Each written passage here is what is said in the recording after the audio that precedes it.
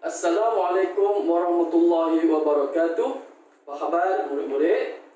Ustaz berharap semuanya berada dalam keadaan baik dan sihat sejahtera. Sentiasa berada di bawah perlindungan Allah Subhanahu wa taala. Amin. Amin ya rabbal alamin. Allahumma amin. Alhamdulillah. Mari kita belajar bersama Ustaz Muhammad Alwi bin Syabudin, Guru Pendidikan Islam Sekolah Menengah Kebangsaan Hosba, Changlun, Kedah Darul Aman.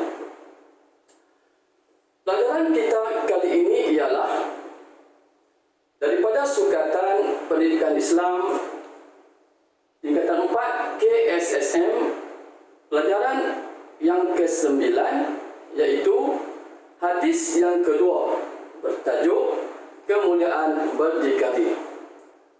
Murid-murid boleh rujuk buku teks muka surat 81 hingga muka surat 84. Baiklah murid-murid, Ustaz berharap murid-murid semua bersedia untuk sesi pembelajaran ini.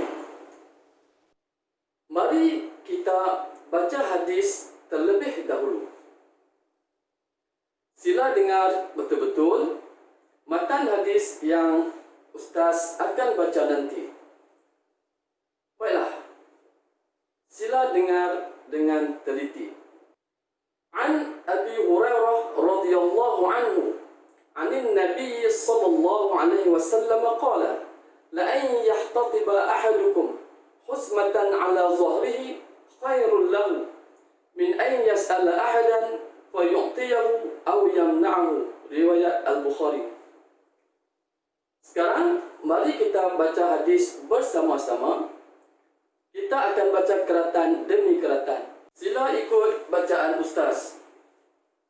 An Abi Hurairah radhiyallahu anhu, anin Nabi sallallahu alaihi wasallam qala, la an yahtatiba ahadukum huzmatan ala zahrihi khairan lahu min an yas'ala ahadan fayu'tiyahu aw yamna'ahu. Riwayat Al-Bukhari.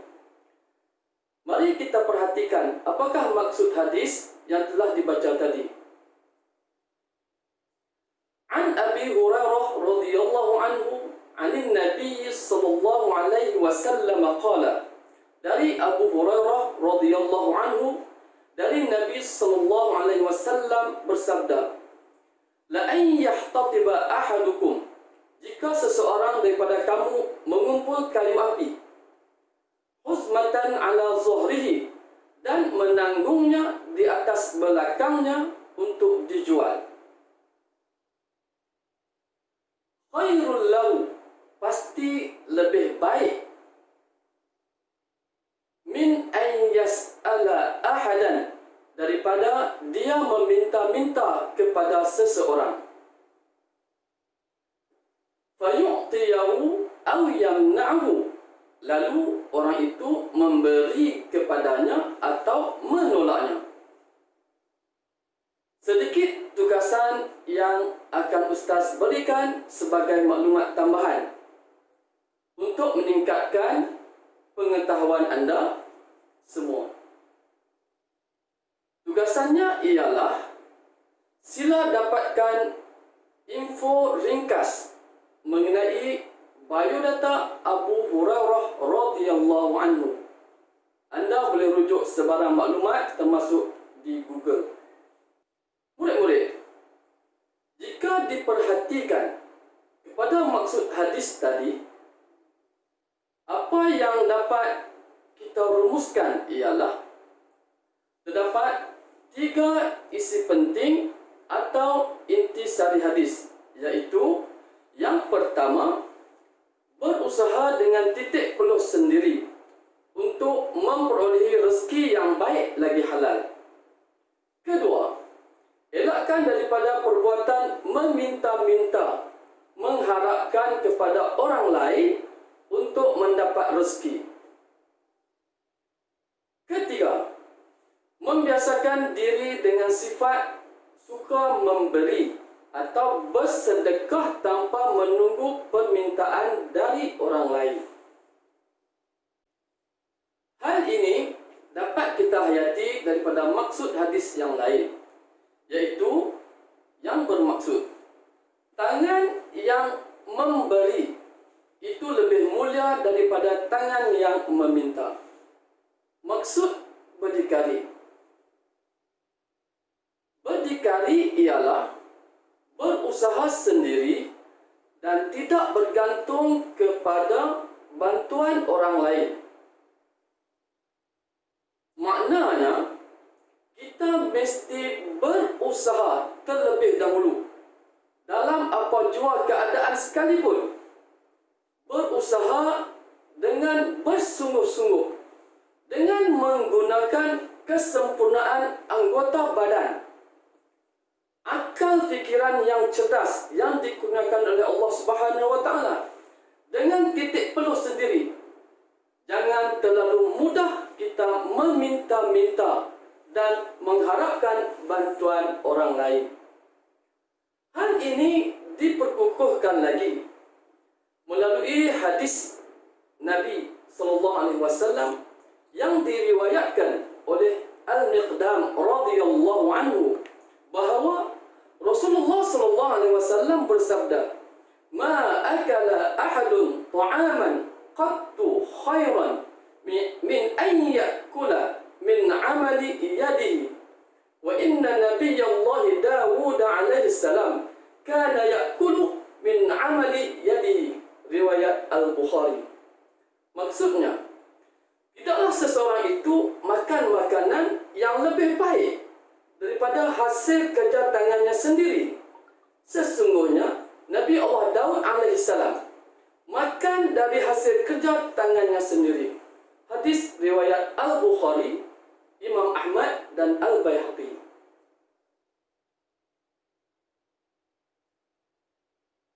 Apakah konsep berdikari? Konsep berdikari ialah pertama, menggunakan potensi diri yang dikurniakan oleh Allah Subhanahu wa taala seperti kekuatan tubuh badan dan kecerdikan akal. Kedua, membebaskan diri daripada bergantung kepada orang lain demi memelihara maruah dan kemuliaan diri. Ketiga, meyakini kemampuan diri untuk melaksanakan sesuatu tugasan. Keempat, berazam untuk meningkatkan kualiti diri. Dan yang kelima, berusaha bersungguh-sungguh untuk menyara kehidupan. Seterusnya murid-murid, mari kita singkap kembali sirah Nabi kita Muhammad sallallahu alaihi wasallam dan nabi-nabi alaihi wassalatu wassalam, nabi-nabi yang terdahulu. Apakah pekerjaan yang mereka lakukan untuk menyerah hidup, diri dan keluarga? Semuanya mempunyai pekerjaan sendiri dan mereka berdikari seperti Nabi Adam alaihi salam yang bekerja sebagai seorang petani. Nabi Idris alaihi salam bekerja sebagai tukang jahit, lagi mahir. Nabi Daud alaihi salam yang bekerja sebagai tukang besi yang hebat. Dan Nabi kita sendiri Muhammad sallallahu alaihi wasallam pernah bekerja sebagai pengembala kambing dan juga seorang peniaga. Malah baginda sendiri sebagai ahli perniagaan yang handal dan berjaya. Walaupun mereka itu nabi dan rasul, utusan Allah, tetapi mereka tidak terus meminta kepada Allah. Malah mereka bekerja sendiri untuk mendapatkan rezeki dengan titik peluh sendiri, semata-mata untuk mendapatkan hasil yang baik lagi halal. ini adalah kerana mereka ingin mempamerkan teladan yang baik kepada kita sebagai umatnya. Oleh itu, kita hendaklah mencontohi dan mengamalkan sunnah baginda di dalam kehidupan kita seharian. Kerana pada diri Rasulullah SAW itu terdapat contoh teladan yang baik. Al-Miqdam radhiyallahu anhu meriwayatkan bahawa Rasulullah SAW bersabda yang bermaksud, makanan yang kamu usahakan untuk dirimu ialah sedekah. Makanan yang kamu usahakan untuk istrimu adalah sedekah. Dan makanan yang kamu usahakan untuk pekerjamu adalah sedekah. Hadis ini menguatkan lagi hujah, memberi penekanan dan penegasan kepada kita bahawa berdikari adalah sesuatu yang sangat penting dan tidak boleh dipandang ringan. Dan kita hendaklah menjadikannya sebagai motivasi, sebagai pembakar semangat untuk menjadi umat yang tidak bergantung harap kepada orang lain.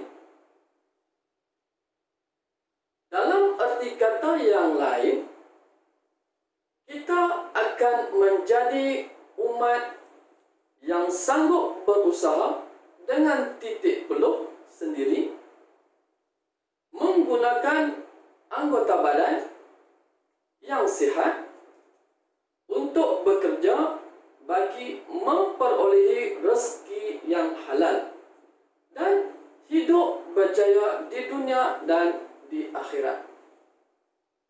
Apakah kelebihan berdikari? Terdapat 4 kelebihan berdikari, iaitu yang pertama, dari aspek agama. Islam akan dipandang tinggi kerana umatnya rajin berusaha. Kedua, dari aspek ekonomi, akan memperolehi sumber pendapatan yang diyakini halal. Ketiga, dari aspek pendidikan, akan melahirkan modal insan yang mempunyai kepakaran dan kemahiran yang tinggi. Keempat, dari aspek masyarakat, akan dapat memperkasakan daya saing untuk meningkatkan taraf hidup yang lebih baik. Daripada hadis yang kita pelajari tadi, terdapat 4 pengajaran yang boleh kita ambil daripadanya. Pengajaran yang pertama, kita hendaklah memandang mulia kepada pekerjaan yang halal, walaupun hasilnya sedikit. Pengajaran yang kedua, kita hendaklah menghindari perbuatan meminta-minta supaya maruah diri terpelihara. Pengajaran yang ketiga, kita hendaklah menguasai ilmu dan pelbagai kemahiran untuk memperolehi pendapatan yang lebih baik. Keempat, kita hendaklah membantu golongan yang memerlukan pertolongan agar hidup kita diberkati Allah Subhanahu wa taala. Alhamdulillah. Sekarang kita berada di akhir pelajaran.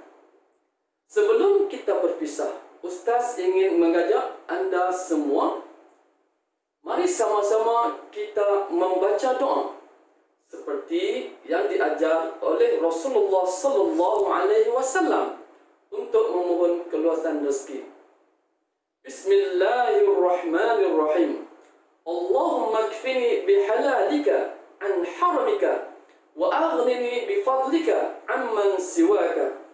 Ya Allah, cukupkanlah untukku dengan rezeki yang halal, tanpa yang haram, dan tidak bergantung kepada rezeki daripada sesiapa.